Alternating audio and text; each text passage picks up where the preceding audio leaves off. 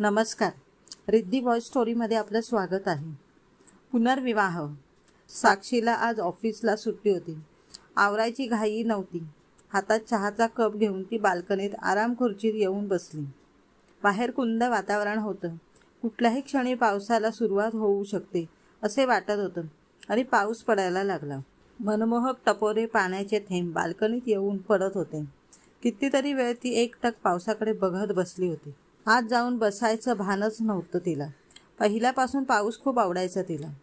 कितीतरी वेळा ती छत्री असून ती अशीच पावसात भिजत घरी यायची. मनमोहक वातावरणात बाण हरपायची ती. पण या वेळेचा पावसाळा अगदी एकटा होता. सुना करमत नव्हतं तिला.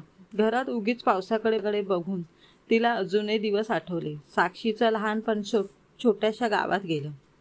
मुसळधार पाऊस कोसळायच्या गावात. अगदी सतत धार लागायची.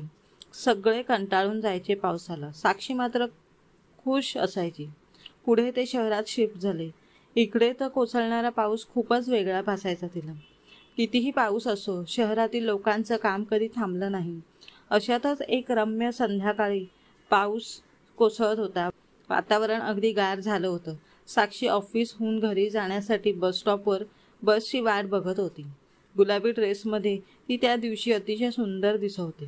प्रमोद त्याच बसस्टॉपवरून घरी जायचा रोज. तिथेच ऑफिस होतं त्याचं.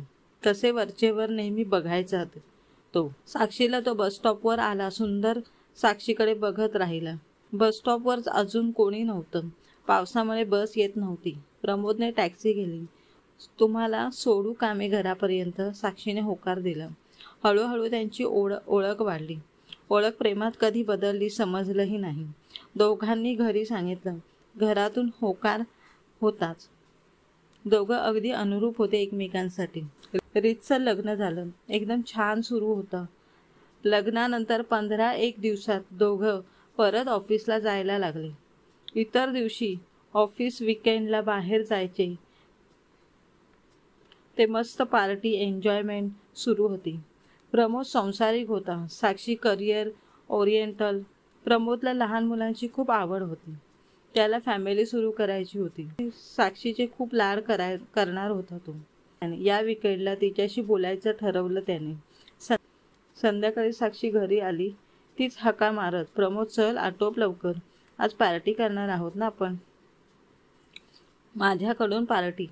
झालंय काय पण? प्रमोद उत्साही होता. अरे चल ना सांगते. रस्त्यात दोघं निघाले. त्यांच्या आवडत्या हॉटेलमध्ये पोहोचले.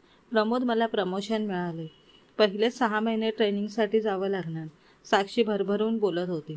प्रमोद गप्प होता. काय झालं प्रमोद? बोल ना काहीतरी. तुला नाही आवडलं का माझं प्रमोशन झालंय ते? प्रमोद अंदाज लावत होता. तसं नाही साक्षी, आपण फॅमिली स्टार्ट करणार होतो ना. किती स्वप्न बघितली होती मी. आता हे नवीन प्रमोशन म्हणजे परत 1 वर्ष थांबा. Are you serious Pramod? तुला कळतंय का किती मोठी अचिव्हमेंट आहे ही? ऑफिसमध्ये सगळे टपून बसले होते या जागेसाठी. मी माझ्या हुशारीने मिळवलं आहे हे. माझे स्वप्न या पोझिशनवर येणे. अगं स्वप्न पूर्ण होतील पुढे. आयुष्य पडलंय त्यासाठी. आता आपलं वय आहे. तू विचार कर. प्रमोद समजावत होता. मला काही ऐकायचं नाही. उद्या निघते आहे मी. सकाळची फ्लाईट आहे. ट्रेनिंग उद्यापासून सुरू होईल. थांब होती. प्लीज असं करू नकोस साक्षी. माझा जरा तरी विचार कर. मी नाही राहू शकत तुझ्याशिवाय. प्रमोद काकुळतीला आला होता. तिला विनवत होता. तुझाच विचार करते आहे मी प्रमोद. आपल्या भविष्याचा विचार करते आहे. तुला समजत नाही का? साक्षी चिडली होती. मला तू हवी आहेस. आपलं मूल हवं आहे. जास्त अपेक्षा नाहीत ग माझ्या. प्रमोदचे साक्षीने काही ऐकले नाही. निघून गेली ती सकाळी. इकडे प्रमोद एकटा पडला. साक्षीला फोन केला तर ती नीट बोलत नसे. कामात बिझी झाली होती. ट्रेनिंग संपली. तिथून साक्षीची बदली दुसऱ्या शहरात झाली. प्रमोदने शिफ्ट व्हायला नकार दिला. त्यांच्यातील अंतर वाढत गेलं आणि प्रमोदने साक्षीला घटस्फोटाची नोटीस पाठवली. सुरुवातीला काही वाटले नाही साक्षीला. ऑफिस कामात झोकून घेतलं होतं तिने स्वतःला. थोड्याच दिवसात तेच काम करून साक्षी कंटाळली. एकटी पडत गेली. काय नव्हतं तिच्याकडे. आलिशान फ्लॅट, गाडी, पोझिशन, पण तिचा प्रमोद नव्हता. त्याच्या आठवण वेडं करायची तिला. 2-3 दिवस लागून सुट्टी होती. आईकडे जाणार होते ते. नको वाटायचं त्या शहरात जायला आता. प्रमोदच्या आठवणी होत्या तिकडे. त्या आठवणी त्रास द्यायच्या तिला. विमान लँड झालं. बाबा आले होते घ्यायला. साक्षी घरी आली. आराम झालं. आईने आवडते पदार्थ केले.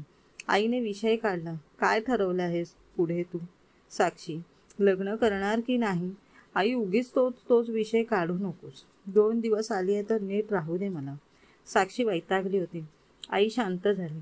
साक्षीला वाटलं उगीच बोलले आईला. आई, तुझ्यासाठी येते मी एवढ्या लांबून. उगीच लग्नाचा विषय नको घेत जाऊ. मला नाही करायचंय लग्न आता. अगं पण आम्ही आहोत तोवर ठीक आहे. नंतर कसं होणार? पूर्ण लाईफ पडलं आहे पुढे. आई कळवळून बोलली. होईल जसं व्हायचं तसं. प्रेम एकदाच होतं, सारखं नाही. पण प्लीज आता हा विषय नको. म्हणजे तुझं अजून प्रमोदवर प्रेम आहे? आई विचारत होती. त्याला भेटत का नाहीस मग? हो आई, मी प्रमोदशिवाय कोणाचा विचार करू शकत नाही आयुष्यात. दुसऱ्या दिवशी आई साक्षी सोबत खरेदीला गेली.